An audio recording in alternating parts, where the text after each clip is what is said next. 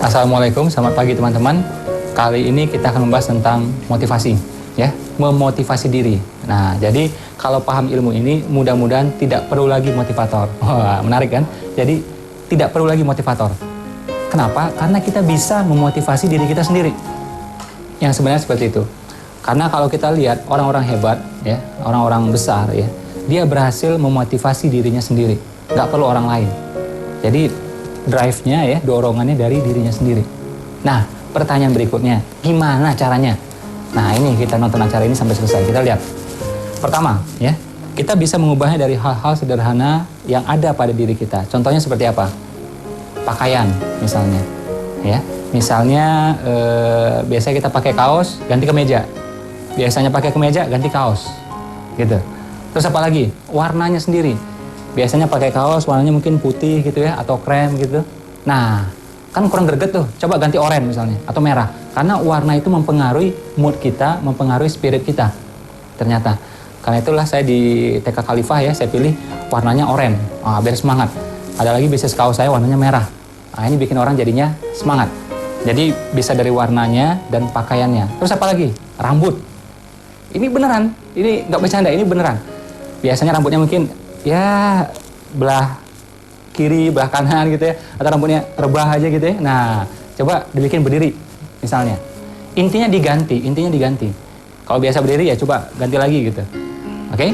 Nah, yang biasa belok kiri, belokin kanan, yang kanan biasa jadiin ke kiri gitu. Yang biasa berdiri juga macam-macam lah caranya. Ya, saya yakin teman-teman lebih tahu daripada saya bagaimana kita mengubahnya. Jadi rambut juga bisa. Terus gimana lagi caranya? Konkret banget. Misal nih ya, jalan. Nanti setelah acara ini coba jalan misalnya keluar rumah ya, ke halaman atau kemana gitu ya, atau pergi ke kantor nanti, pergi ke kampus nanti, coba lihat. Langkahnya dipercepat. Makanya saran saya, terutama bagi laki-laki ya, coba langkah itu bergegas. Itu akan memupuk ya spirit kita dan mood kita. Akan berbeda kalau kita jalannya ya lambat-lambat gitu ya. Itu malah bisa jadi turun malah motivasi kita. Terus bagaimana lagi caranya? Lagu. Jadi secara ilmiah telah terbukti lagu-lagu cengeng itu ya mengurangi serotonin di otak. Saya ulangi sekali lagi, mengurangi serotonin di otak. Akhirnya apa? Kita mudah bad mood. Gak percaya? Coba putar lagu-lagu cengeng ya, 10 lagu aja, 2 lagu aja. Nah, apa jadinya? Kita males saja, pengennya baring-baring, rebah-rebah ya jadinya. Nah, coba bayangkan kita lakukan yang sebaliknya. Kita putar lagu ya yang beatnya cepat. Beatnya cepat, entah itu lagu Indonesia atau lagu luar ya, silahkan aja. Kalau liriknya positif ya boleh, minimal beatnya cepat. Lebih bagus lagi tentu ya beatnya cepat, terus juga lirik-liriknya positif. Ini akan nambah semangat kita. Coba bayangkan ya, kita sering misalnya masuk ke toko atau masuk ke mall gitu ya, atau masuk ke misalnya ke rumah teman kita, terdengar sebuah lagu, lagunya beatnya cepat, kita nggak ngerti itu lagu, baru pertama kali dengar. Tapi karena beatnya cepat, kita langsung gini nih, ya, kaki kita langsung ngikutin. Nah, begitu juga dengan diri kita. Nah, ini akan menambah motivasi kita sebenarnya. Jadi pertama tadi dari apa?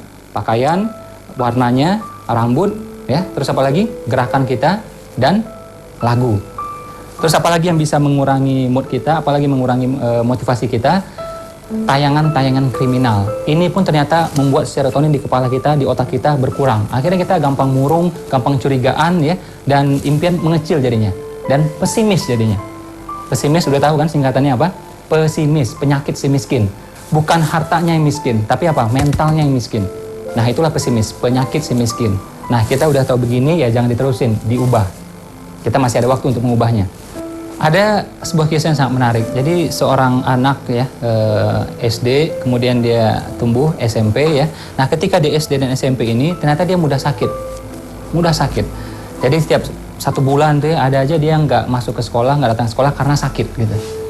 Terus juga ketika di SMA masih juga sakit-sakitan ya, walaupun tidak separah SD dan SMP, tapi ya masih sakit-sakit juga gitu. Nah, terjadi perubahan yang besar ketika dia kuliah, ketika dia kerja, ketika dia akhirnya punya usaha sendiri. Dia jarang lagi sakit dan hampir ya langka lah gitu, langka banget sakitnya. Kenapa? Nah, ini menarik ya, kita bisa belajar dari sini semua. Ternyata dia mengubah caranya semua, dia mengubah polanya semua. Seperti yang tadi saya sampaikan, dari lagu, film ya, dan lingkungan di sekitarnya, termasuk juga teman-temannya yang ngomong negatif, dia nggak mau nimbrung lama-lama di sana, dia cari komunitas yang positif gitu ya. akhirnya berubah. Aslinya gampang sakit, akhirnya jarang banget sakitnya. Dan alhamdulillah ya, kebetulan orang itu adalah saya. Ya, jadi teman-teman kalau lihat, ya boleh tanya nanti sama keluarga saya itu waktu kecil tuh gampang banget sakitnya. Bahkan saya pernah sampai 20 hari tuh ya, gak masuk sekolah karena sakit. Gitu. Dan sudah SMP pun masih juga sakit. Kuliah SMA pun masih sering sakit, waktu kuliah ini mulai berubah. Jadi ketika kita mengubah polanya, hasilnya berbeda. Jadi kalau kita pengen hasilnya berbeda, ya diubah polanya. Inputnya diubah, lagunya diubah, ya segala yang masuk di kepala kita, di pendengaran kita, penglihatan kita diubah semuanya. Karena kita yang mengontrol ini semua, apa yang kita lihat, apa yang kita dengar ya, apa yang kita rasakan, kita kontrol dari sini semuanya. Jadi intinya apa? Kita bisa memotivasi diri kita sendiri. Nggak harus nunggu orang, nggak harus nunggu motivator, nggak harus nunggu ustadz, nggak harus nunggu atasan. Kita bisa melakukan pada diri kita sendiri. Impian. Jadi bukan sekedar impian, tapi bagaimana kita menjiwai impian tersebut. Jadi orang sih rata-rata punya impian, tapi kelemahan mereka ya, kenapa mereka menjadi orang rata-rata? Karena mereka tidak menjiwai impian mereka. Kalau mereka menjiwai akan beda gitu loh. Misalnya apa? Mungkin kita ya baru tamat kuliah, tapi kita target nih, kita punya impian nih. Apa itu? Saya pengen jadi direktur di perusahaan ini. Nah, kalau kita jiwai ini impian, menjelang kita menuju ke sana, kita akan selalu bersemangat. Tidak perlu dorongan orang lain lagi bahkan. Karena kita punya impian dan kita menjiwai impian kita. Terus ada lagi pengen, misalnya ya, saya pengen keliling dunia misalnya. Minimal keliling Indonesia gitu. Nah, sebelum ini tercapai, dia akan selalu bersemangat tentunya, pastinya. Nah, kenapa orang tidak bersemangat? Pertama, karena dia tidak memiliki impian. Satu, kedua apa? Dia tidak menjiwai impiannya. Kalau orang menjiwai impiannya, dia tentunya akan bersemangat. Dan impian masih besar. Kalau impiannya remeh-temeh saja, saya pengen cuma pergi ke kota sana, ya itu biasa banget. Akhirnya begitu tercapai, ya udah dia akhirnya nggak semangat lagi jadinya. Jadi di sini kita sampai pada satu pemahaman, kita bisa memotivasi diri kita sendiri.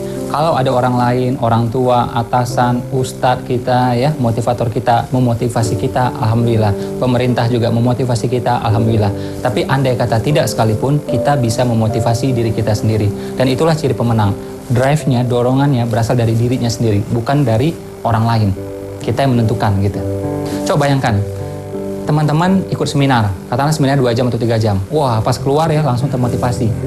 Ya, 2 jam atau 3 jam aja. Tapi bayangkan, lagu, film, berita itu kita tonton seharinya bisa 6 sampai 8 jam. Kalau kita salah pilih ya percuma. Jadi ya buku yang kita baca, seminar yang kita ikuti bisa jadi ya sia-sia semuanya. Karena ya tergerus oleh yang ini tadi. Jadi kita bisa kontrol semuanya. Lagunya seperti apa? Pastikan lagunya yang beatnya cepat.